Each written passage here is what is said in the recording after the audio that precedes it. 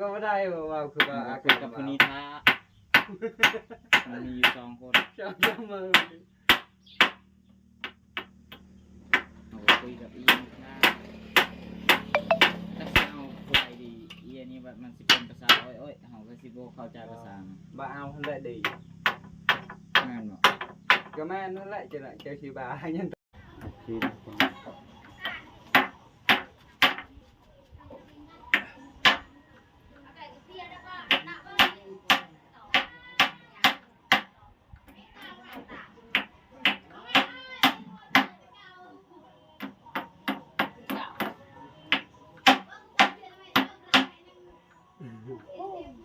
ไม่แข็ง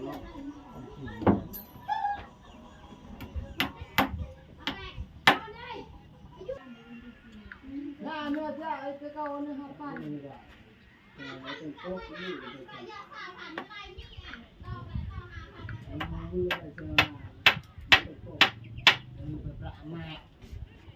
ตะปูมันแสลบคนตีเห็นบ่เพียง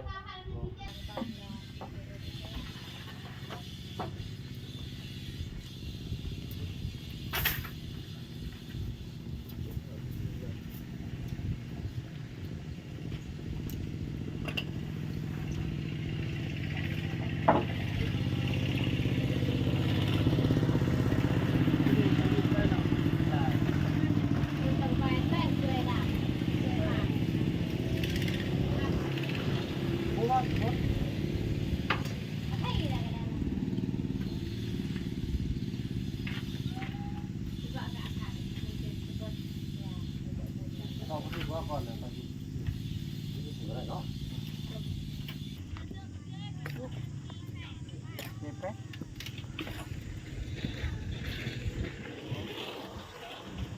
เนาะคนเนาะเลยเอาหนึ่งต่อขอให้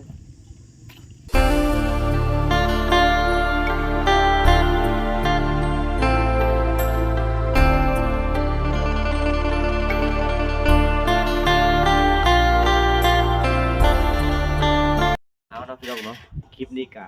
จะได้เห็ดอันปนางซอยทั้งอันสายพ้นพี่น้องเลยมันสบายดีบ่พรสบายดีพี่น้องสบายดีเขาก็จะมาเห็ดตะนางกับบ่พรเนาะแล้วก็เห็ดประตูปิดเปิดเนาะบ่พรเนาะแมนปิดเปิด2 ด้านเปิด2 ด้านพี่น้องเลยนี่เขาก็ซื้อวัดผับมาเรียบร้อยเลยสิเห็ดกันกับบ่พรพี่น้องเลยเขาบอกสายพ้นน้ำแน่นี่นั่นก็จะเป็นเอาวัดผับ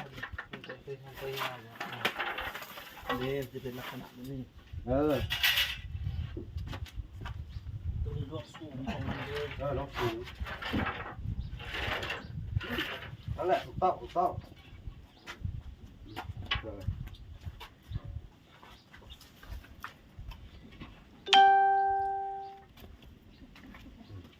อกไปเลยเนาะต่อสิแหละถูกต้อง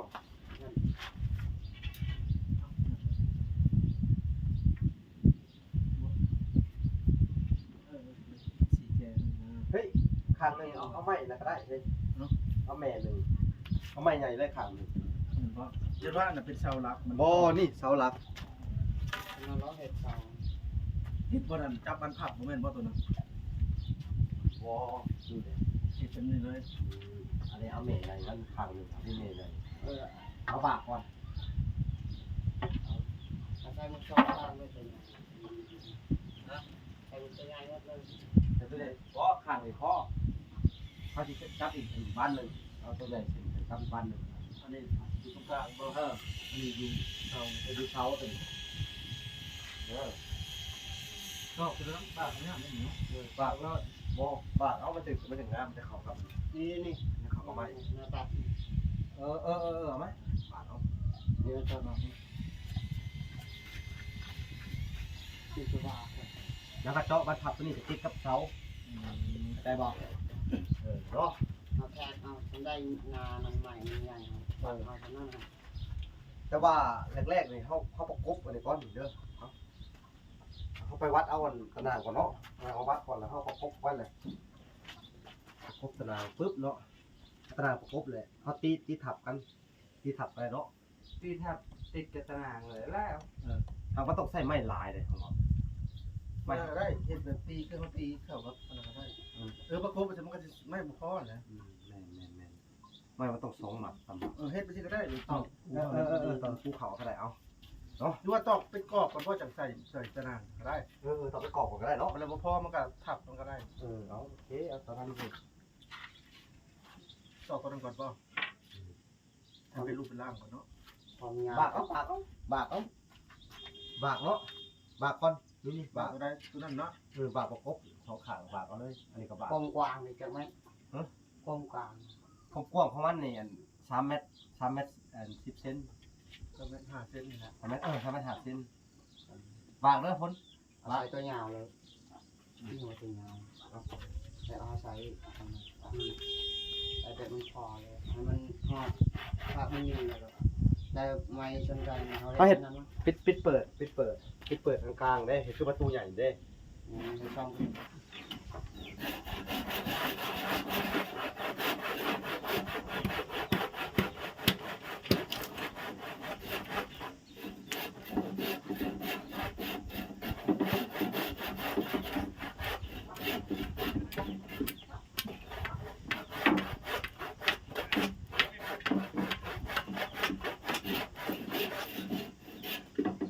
ประมาณครึ่งนึงนั่นแหละครึ่งตรงไม้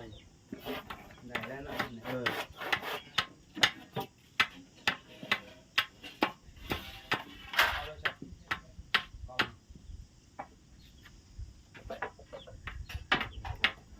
ปั่นรถทีบนั่นเอง ดีแล้วถูกแล้วไม่ดี ไม่ได้ตายนำกันเลยรถเหยียบ รับดีขักอะไร ได้สีบัวสาวบัวเพลงอันนี้ ใช้คิวจักมันคิวจัก โอ้โหแล้วเนาะมันโดนละ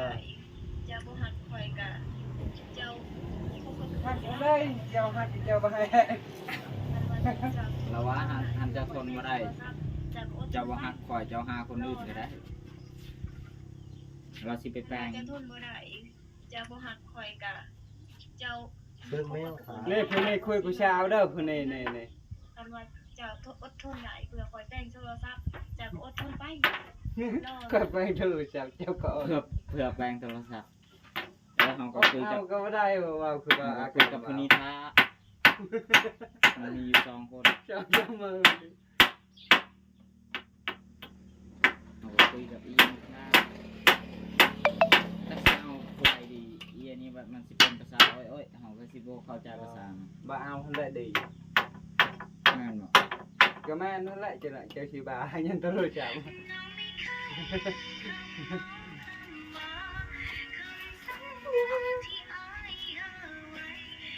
ก็เดี๋ยวเพิ่นลืมแล้วเพิ่นก็แต่งใส่เพลงมาให้เบิ่งอีก ไม่เดียวกันหมดเลย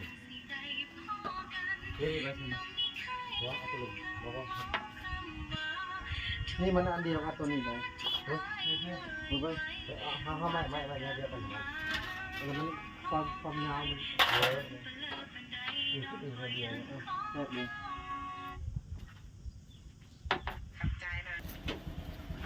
แล่แล่แล่ เห็นหน้าหัวขีด กระโดดไปกระโดด นี่เอาตัวนี้ วันนี้อะไรนี่ ใครจะกินสด นี่มาละ ตัวนี้ขาว หน้าดำกำแหล่มันเที่ยวกำ จะคลองไปอยู่ละ จะคลองน้ำไปอยู่ช่วง เข่าดีป่ะ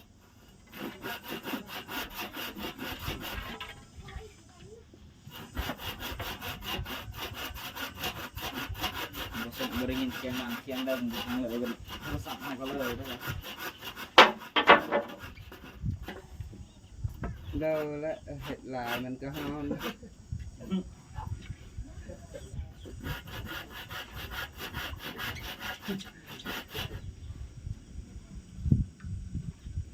ผู้สร้างผู้สาวบ่ได้ไปอยู่นำเพราะว่าเฮ็ดแหละเจ้ามาแรกเฮ็ดบางตะแล้วเอาพี่แบบเจียงเลย เลย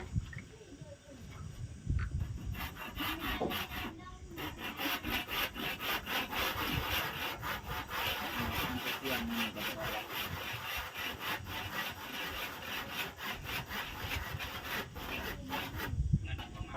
เดี๋ยวอัดคลิป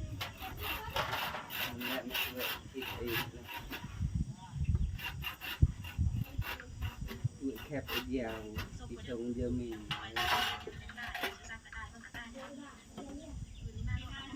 โทรศัพท์ก็ตาย แล้วเราก็อยากตายน้ำโทรศัพท์เอง อัดคลิปอยู่ลืมบอกเป็นสิสุดเลย ระวังเด้อ เราเองเรา เป็นสุดท้ายก็ลืม ตัดให้ดูสิล่ะมาตามกันแล้วเราบอกว่าพอเราพูดเลยเราหยุดเจ้า เจ้าอยู่บ้านได้คลิปไปได้ ลาฟ้าหวานเลย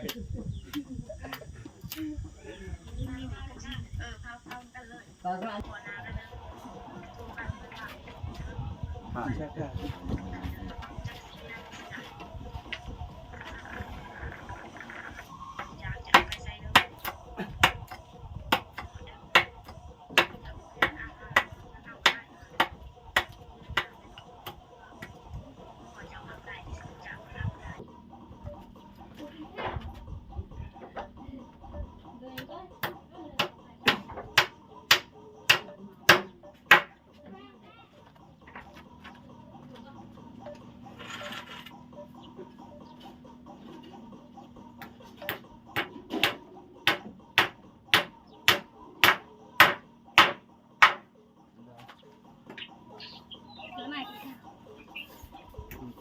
อ่ะคาบาลา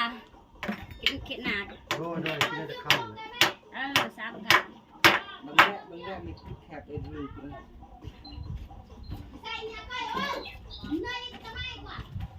โอเคเนาะ แสงเยอะก็เจาะก็ดอกอยู่ ติดเปิดเลยเนาะมาใช่ไหม เพิ่มเวลาสองดอก เขาแบบ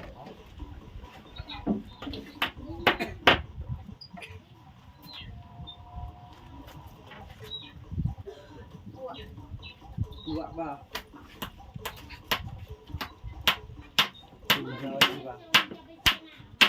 ใช่กูชอบกูรีบตอนชุมยูนอยากอันเลยแบนจะบอกอาหารเกลียดอะไรการเชิญงาม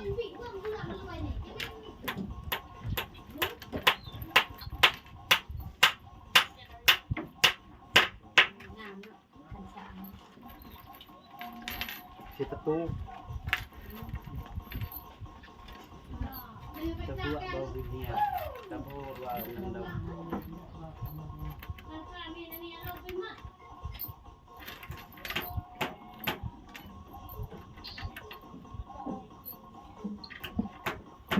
เรา เลิกเว้ยแคบ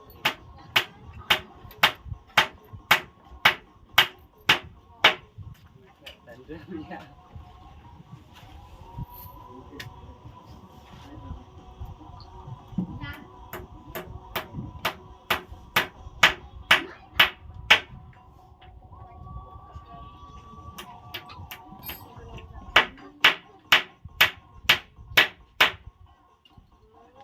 โอ้แน่นตรงนี้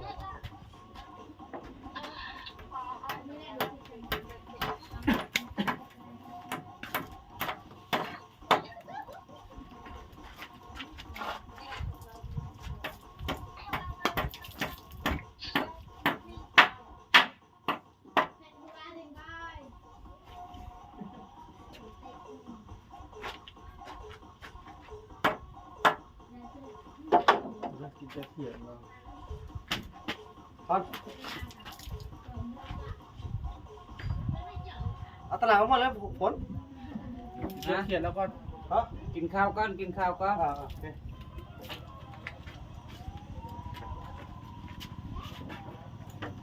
โอเค โอเคเขียนเซ่ โอเค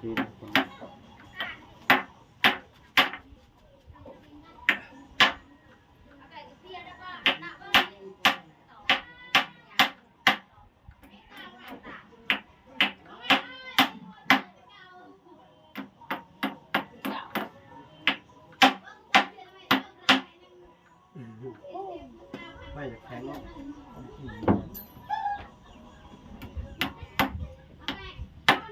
เ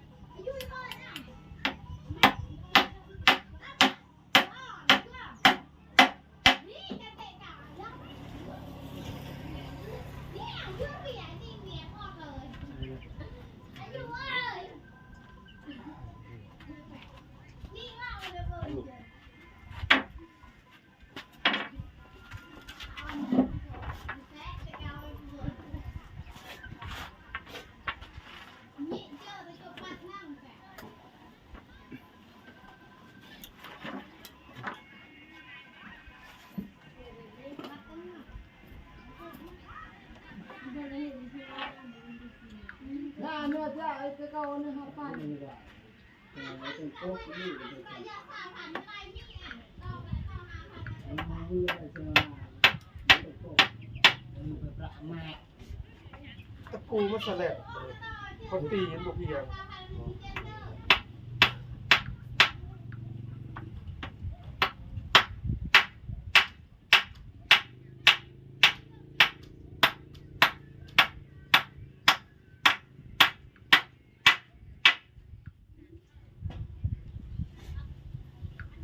ชอบออกครับโอ้เรียนได้เยอะชงน้ำ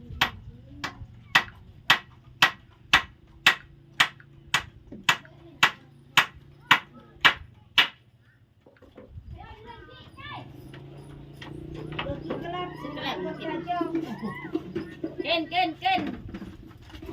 อ๋อต้องมีที่ชมกับชมเอ้า ไม่สาธิตการเดินเรื่องที่บ้างเกินเจ้าโนเพียวกันเลยแหละ เนาะ เด็กเพียวก็ได้เพียวจะเตียงได้ เฮ้ย แล้วก็ หลับ พั กั ง น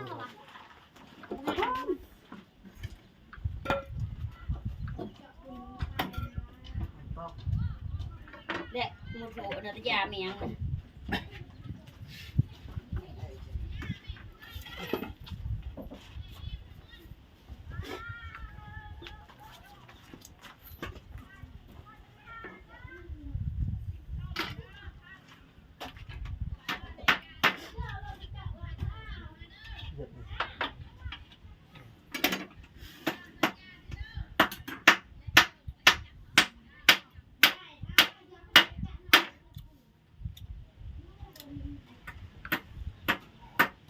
มันแม่น้ำผักนี่ ได้ มันอยู่จมไม่จะไปกับไปไปได้เมื่อฮะลูก ตนังเลย ได้แต่หนังมาแล้ว เพราะเอามาวัดกันเลย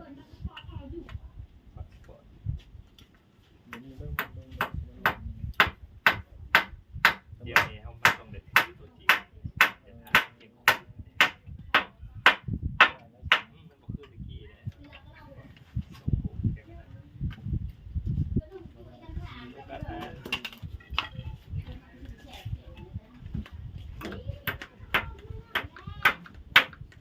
โอ้รถทะเบียนต้องใส่พาสปอร์ตเลยเนาะ แม่ บ้าซาซุ่มบ่ได้บ่ ใช่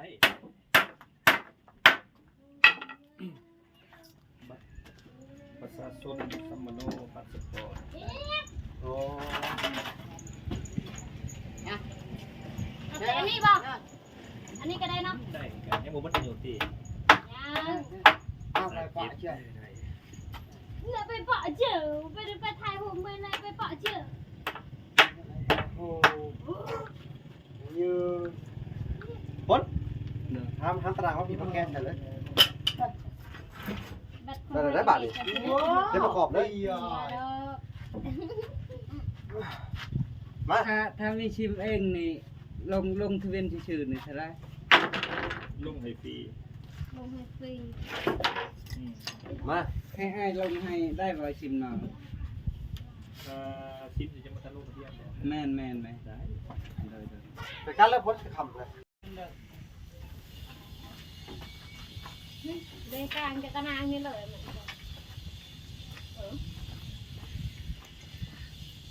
รูดถูกปะรูดตัวนี้นะ กลางยา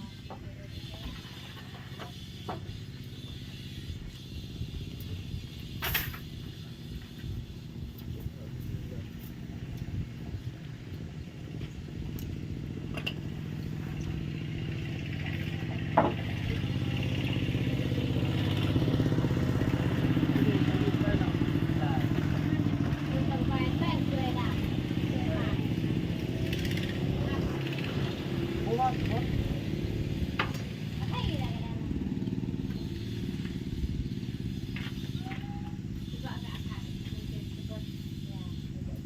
เราก็คือว่าก่อนนะตอนนี้ถืออะไรเนาะเขาถอดก่อนไปใช่ไหมถอดก่อนเนาะถอดได้ไหมถอดได้จุดจับนี่แหละ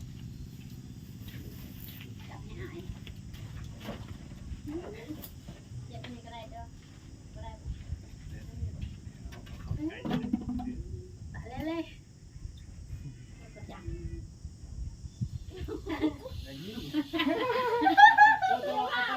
คือยากก็ยากนี่แม่ไปตลกมันจะหัวแล้วคนหรอ หมายทายประตูบ่ เต็มบทของ 33อยู่แล้ว กินอะไรมันจังยอกยาว แม่มาทันใจพวกนี้ ยาวโดนบ่ได้ พยายามฟังทางอยู่ โอ้หลับที่เราที่เต้นนะวันนี้ บ้าเจ้าเลยน้ำแข็งขนาดได้แล้วบอก จักบาทเด้อลงให้เพิ่นบ่ดีเด้อ แล้วก็โดยแข่งเปลี่ยนเขาเมีย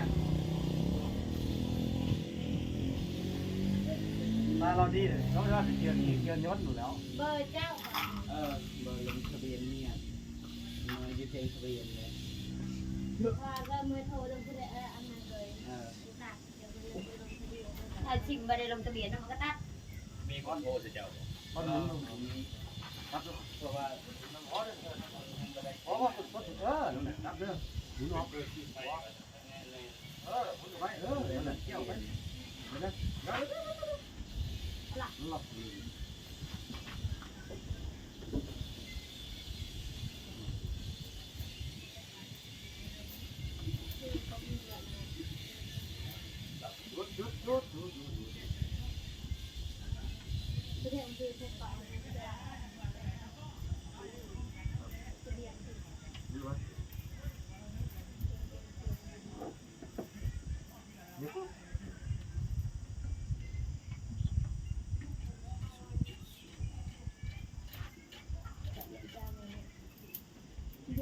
เยอะแยะแต่ก่อนเรียนที่เล่น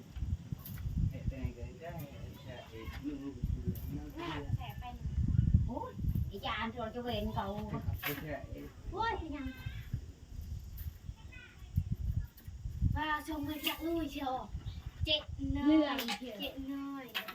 เจ็ดน้อยก็เลยไหนเด็กมีเมียอ่ะเรื่องชื่อจะได้เอ๊ะฉันไม่ได้เอากูเจ๊ก็กูเจ๊มีเมียก็กูเจ๊ซื้อดาวตั้งแต่เก่าไปดังไปเจ็ดหน่อยถามว่าไม่ทราบมีหน้ากูเจ๊จงมาต่อจะเป็นเรื่องโซฟาเจ๊ไม่ยังไม่ได้ล้างซ้ำนี่มึงพึ่งเบิ่งในนี้ซื้อว่ามึงล้างแม่งส่งคนมึงไง นี่ตั้งไม่เอาต่อเลยแล้ว หันไปไปได้เด้นี่เขาว่าแล้วก็เบิ่งนี่แล้วก็ส่งพันก็ว่าส่งพันเจ๊นั่นนึง พี่น้องเอ้ยใกล้สิเสร็จแล้วละแล้วก็ได้1บ้านพี่น้องเอ้ยเดี๋ยวบ้านที่2ก็สิอยู่นั่นน่ะน้องเอ้ยเดี๋ยวเฮาก็จะเอามาประกอบเข้ากันแล้วที่นี่ก็สิเฮ็ดให้มันเสร็จเลยทีเดียวเนาะเอาพี่น้องเอ้ยโอเคไปพอกันตอนที่มันเสร็จเลยพี่น้องเอ้ยไปจะได้บาทนี่มาพรคุณไปแล้วอันหนึ่งปะไปตามไปเบิ่งมาพี่น้องเอ้ยไปเบิ่งน้ำกันตารางว่าใส่พุ่น ประตูตารางนะเพิ่นพี่น้องเอ้ยประตูแรกนี่นั่นแหละพี่น้องเอ้ยแดดก็ แห้งอะไรเนาะอุ้ยวิทย์ต้องถอดไหมนี่น้ำหลักก็ต้องตอกกันนี่ว่า โอ้เนาะ เอาเปลี่ยนชายคางนั่นเลย เอาเราไปดู การทิ้งวิทย์แล้วต่ พี่น้องเลยประตู ก็เนาะ หน้าต่างใกล้สิเสร็จแล้วพี่น้อง ก็ล่ะ ฮะ เอาน้ำมากันเนาะ โอเคพี่น้องเลยใช่เพิ่นมาน้ำก่อนเพิ่นว่าอยากมาน้ำเขาจะใส่อีกลักหนึ่งพี่น้องเลยโอเคนะพี่น้องเนาะเดี๋ยวเขาจะมาเบิ่งตอนที่เขาเห็นแล้วอากาศมันก็ร้อนเอ้าแห้งอะไรแดดแห้งพี่น้องเลยเดี๋ยวพอกันตอนเขาสิใส่เลยพี่น้องเลยโอเคจะให้ทางบ่าวเบยมาซอยพี่น้องเลยอากาศมันร้อนแห้ง ยันไปเปิด เดี๋ยว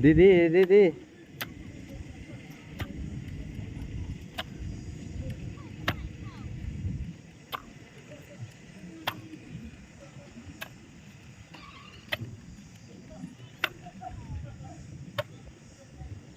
ดินกับแข็งๆแน่พี่น้องเอ้ย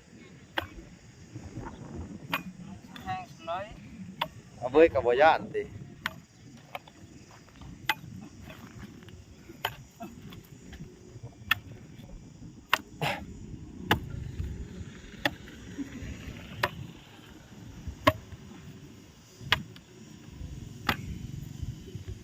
ขุดเสาเสร็จก็สิประกอบเลยพี่น้องเอ้ย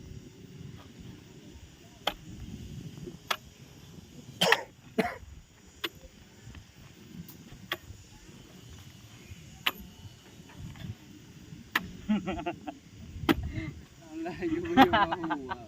จังคุณพี่บ้า เป็นอะไรคือหัว ว่าแล้วอันผู้ร้องเพลงเบ้ยเบ้ยบ่เบ้ยเบ้ยเบ้ยอีกว่า เออ ต่อยกีตาร์ก็ถึง อืม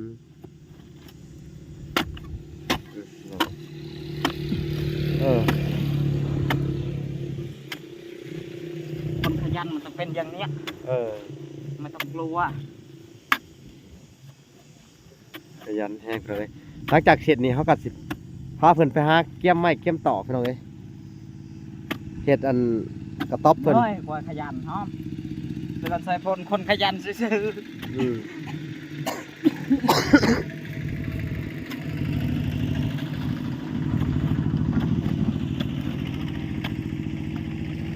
เกี้ยมเฮ็ดกระต๊อบพี่น้องเอ้ยหลังจากนี้ครับ ๆได้ละได้มันโทษเดี๋ยวไปเลยเอาละบ่ล้มบ่หล่นไหน ล้ม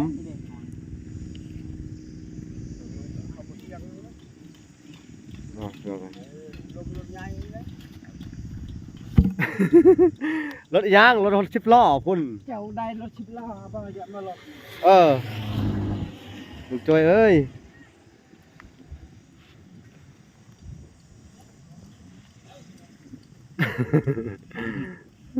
ย่านบ่ล้มรถ10ล้อลูกจอยอ่ะพี่น้องไปสิซื้อ10ล้อบ่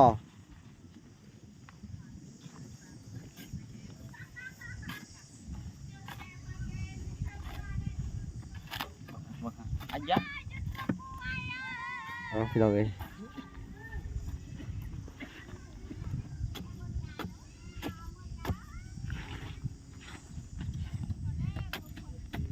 เขาสิได้ตัวนี้ประตูน้อยเนาะ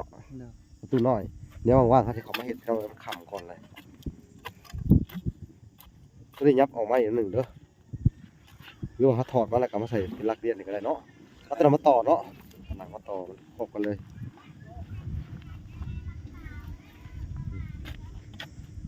ได้แล้วแน่น ตอกลงทำให้มันแน่น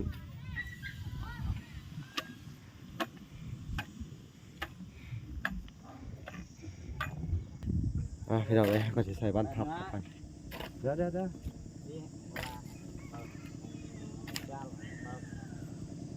บ่ล่ะ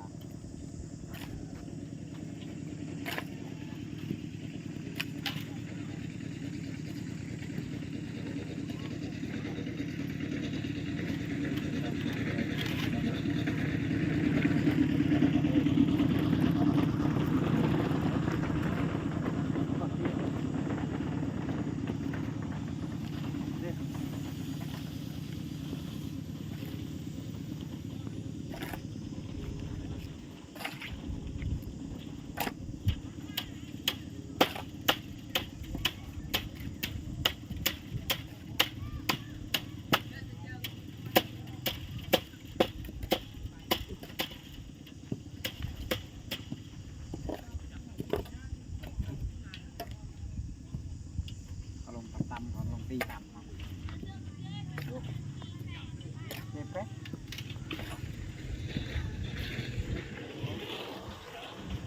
เนาะคนเนาะเลยเอาหนึ่งต่อขอให้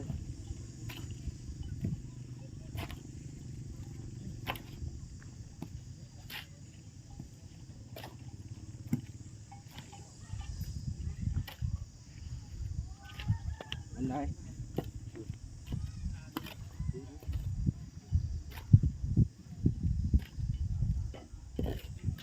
โอ้ตัวตุ่นเนาะนั่นยันมันมา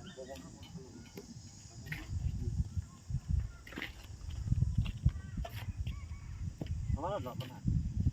มันมาโตแล้ว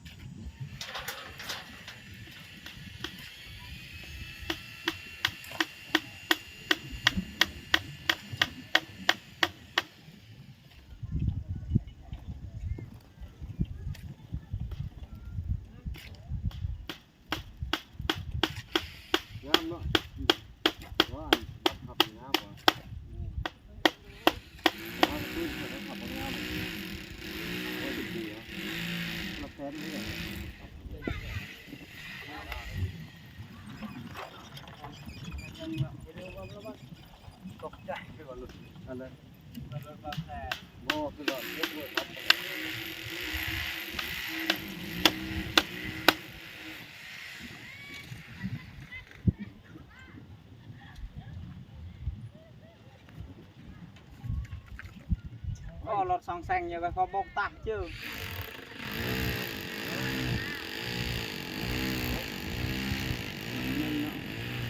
nó nói nào rồi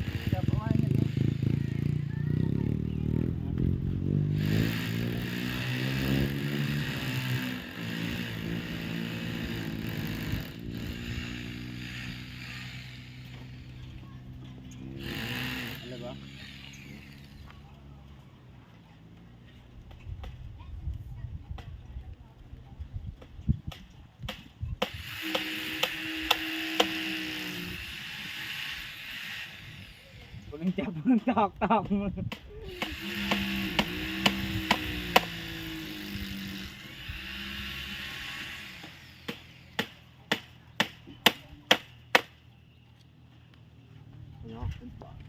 ตะปูงับเข่าเลยเบิ่น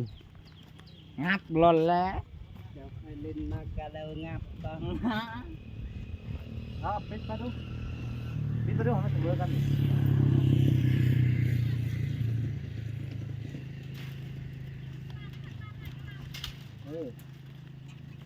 โอ้ไปได้เพื่อยุกไว้เมื่อกี้นี่ยัน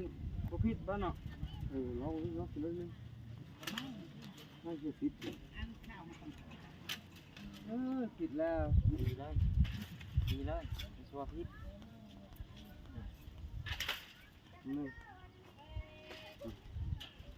ได้แล้วประมาณนี้ถึงไว้เด้อ ngoài đó giờ tao mưa canh đó ô tao có lon liền loan cái này tôi งับงับโต เอาเบี้ยวแล้วโอ้โห เด้อกลุ่มเด้อ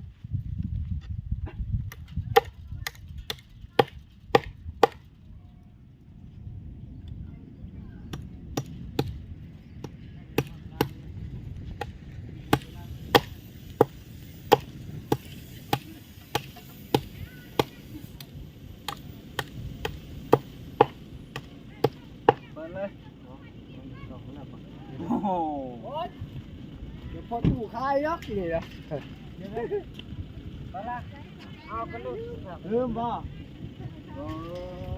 กินเมื่อไหร่บ้างอ๋อส่งดี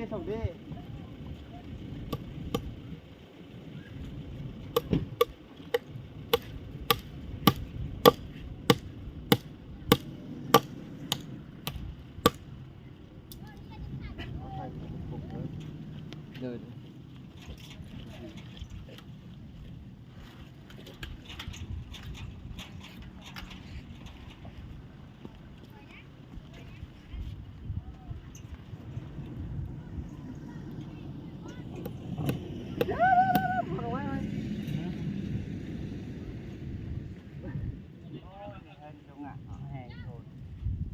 ยุดสติพิษจะหูบ่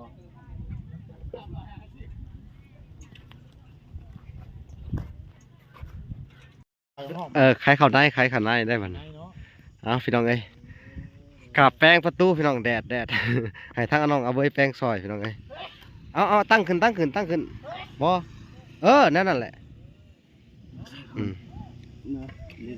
ตั้งขึ้นใหม่เอาลงมาก็ได้ เดี๋ยว เหยียบ เราไงไม่เปิดก่อนนี่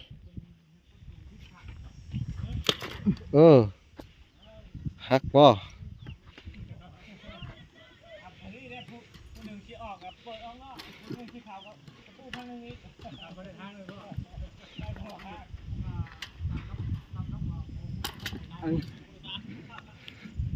ชื่อฮักนี่ออกเลย แปลงใหม่ก่อนออกมาแล้ว มาว่านี่ บ่ตัวนั่นแหละเอาแต่ตัวเดียวนั่นแหละออกพี่น้องเอ้ยมันแดดแน่พี่น้องเอ้ยสั่งก็งงกันบ่ใส่พ่นเป็นคนต่อพี่น้องเอ้ยแปลงใหม่ทำดีๆเด้อพี่น้องเอ้ยเดี๋ยวเขาแปลงใหม่ก่อนพี่น้องเอ้ยรอบนึงนึกขึ้นมาจับดีๆเดี๋ยวดีๆเด้อแป้งใหม่เอาเปิดเข้าในพี่น้องเอ้ยบาทเนี่ยบ่เปิดออกนอกโอเคแป้งใหม่ก่อนพี่น้องเอ้ยในที่สุดก็เสร็จแล้วพี่น้องเอ้ยประตูใหญ่ ยังเหลือแต่ประตูน้อยเดี๋ยวเอาไว้ว่างๆก่อนพี่น้องเฮ็ดเอ้านี่บ่ใช้ฝนปิดเปิดเบิ่งนี่พี่น้องงามเนาะป๊าดเถอะคักเลยเนาะคักบ่เอากระเจล็อกอยู่บัดนี้เอาพี่น้องเอ้ยบ่เอาเบยกลับมาฉลองใหม่ดูพี่น้องเอ้ยนี่คักเลยบ่บ้านนี่นี่ปิดเปิดได้เรื่องน้องพี่น้องเอ้ยนี่เอาคักก็เอาขอบใจพี่น้องเอ้ยขอบใจผู้ใหญ่ใจดีเด้อขอบใจแม่ตู้จาก USA พี่น้องเอ้ยแม่ตู้เด้อที่ทางแม่ตู้ อยู่ใช่ก็ อยู่ USA USA ที่ช่วยเหลือสายฝนมาพี่น้องเอ้ย ขอบคุณหลาย โดย ๆอยู่ดีมีแห้งให้สุขภาพเข้มแข็ง เป็นได้คักบ่บานนี่งามบ่บ่เฮ็ดเบิดมือพี่น้องเอ้ยไปลงทุนซื้อไม้ซื้อตอกซื้อหยังหลายอย่างพี่น้องเอ้ยทั้งตะปูบ้านผอกบ้านพับคักบ่บานนี่สบายดีเอาสบายดีเบิดมือเลยจะบ่ได้อยู่บ่ได้เช้าพี่น้องเอ้ยคักอะลิเช็ดบัดนี้สิมาแปลงประตูนี่ให้เพิ่นบัดนี่ ให้แปลงก็ได้น่ะ ประตูน้อยเช็ดประตูน้อยเอาไหม เฮ็ดประตูน้อยพร้อมบ่นี่ แม่นสิประตูน้อย มีประตูน้อยประตูใหญ่พร้อมเลย พี่น้องเอ้ยคักและซ้ำนี่เนาะ สุดยอดเลยล่ะ เห็ดก็บ่พรจะจากตายพี่น้องเอ้ย ต้องย่านแล้วบัดนี้เนาะ บ่ต้องย่านหยังไรบัดมีแต่ล็อกเอาบัดนี่มีแต่ว่าให้เอาโซ่มาล็อกเอาอยู่นี่พี่น้องเอ้ยบัดนี่เปิดเองอีกบัดนี่โอ้ ดีเนาะประตูนี่เนาะ คักอะลิเปิดทั้งนี้ก็ได้ทั้งนั้นก็ได้อยู่ เปิดไปได้ทั้งสอง ได้ทั้งสองข้างเอานี่แต่ว่าน้ำหลักให้เปิดไว้แบบซี่เด้อ เปิดเข้าในเนาะ เปิดเข้าในนี่อันนี้มันสิค่าโน้นได้นิดนึงเอาพี่น้องเอ้ยนี่ค่าโน้นได้นิดนึงได้ยกรถเนาะเอาพี่น้องเอ้ยคักแล้วบาทเนาะว่าแสนเนาะ ปลอดภัยแล้วบัดนี้เนาะ ปลอดภัยเลยแม่นเมาได้เลย เฮาลืมอันเองบัดนี้ แม่น ลืมอันไหนมันโทษเจ้าของบัดนี้ แม่นเอาพี่น้องเอ้ย เอาดีได้เนาะ แม่น มีให้แน่ ประตูเฮ็ดให้เรียบร้อยใส่วัดพับเรียบร้อยเนาะ ลืมไปสิ เดี๋ยวสิไปพับให้พี่น้องเอ้ยอ้าวโอเคพี่น้องเอ้ย คักแล้วว่าล่ะ บ่มีหยังหลายคลิปนี่ครับพี่น้องเอ้ยก็เฮ็ดประตูให้เพิ่นพี่น้องเอ้ย เพิ่นก็สิกลับบ้านก็ได้มื้อนี้น่ะ โอ้คือกันบ่ได้กลับ2-3 มื้อแล้วพี่น้องเอ้ยสิได้กลับแล้วสิได้ไปเอาเว้ยไปฝากอยู่เพื่อนเพิ่นละบัดฝากนำในตู้นั่นแหละก็เพราะว่าเฮาสิหาเลิกงามยามดีก่อนสิปลุกต้อมให้เพิ่นปลุกทุบน้อยก่อนนะ อันเช้านี่ว่าล่ะคันเป็นว่าชื่อนี่ชื่อเช้าบ่ได้เพิ่น ซื้อเสาปูนจะเอาเสาปูน เช้าปูนบ่ โดย เช้าปูนมันเป็นบ้าบ่ เป็นบ่า เป็นบ้า โดย เบิ่งไงเบิ่งว่านี่บ่ สิเอาแบบนั้นแหละก็สิเป็นเสาปูนแหละเนาะ เช้าปูนแต่ทั้งเป็นไม้สิบ่ โดยสิเฮ็ดกะ6 คูณ 5ประมาณนี้แหละ 6 คูณ โดยก็สิบ่ใหญ่ปานใดเพราะฉะนั้น มันสินั่นบ่ว่า แล้วเขาจะอาศัยเกาะเอาข้างหลังเกาะไปเกาะมานิดนึงประมาณนี้แหละ4 คูณ 6 4 คูณ 6สิบ่งามกว่ามันก็กว้างเนาะหรือว่า5 คูณ 6 5 คูณ 7ก็ได้5 คูณ 7ได้นี่ นี่เนาะพี่น้องเอ้ยโอ้เอา ตามงบประมาณเฮาแล้วเนาะ เนาะเอาสำงบประมาณเฮามีพี่น้องเอ้ย ล่างกันแล้วเฮาก็ว่า แม่น ผู้ใหญ่เพิ่นจัดแจงให้เนาะ เอาขอบใจทางบ่อแสนโดยขอบใจทางผู้ใหญ่แต่ละคนนี่เนาะอันประตูประสบความสำเร็จเลยเนาะเอาโอเค มาบุกนี่วัดมือเลย โดยเอาจะได้จบคลิปก่อนแต่เพียงเท่านี้เด้อบ่อแสนเด้อเอาโดยพอกันใหม่จะได้เดินทางไปส่งเพิ่นก่อนโดยโอเคพอกันใหม่ พอก็จะได้เดินทางกลับคือกันจบกัน โดย ก็จะเดินทางกลับ โอ แล้ว เคเอาโอเคแต่ละคนอยู่ดีไม่แห้งเด้อเอาคุณคำนำสู้แต่ละคนโชคดีเด้อว่าแสนเอาเดินทางปลอดภัยโดยโอเค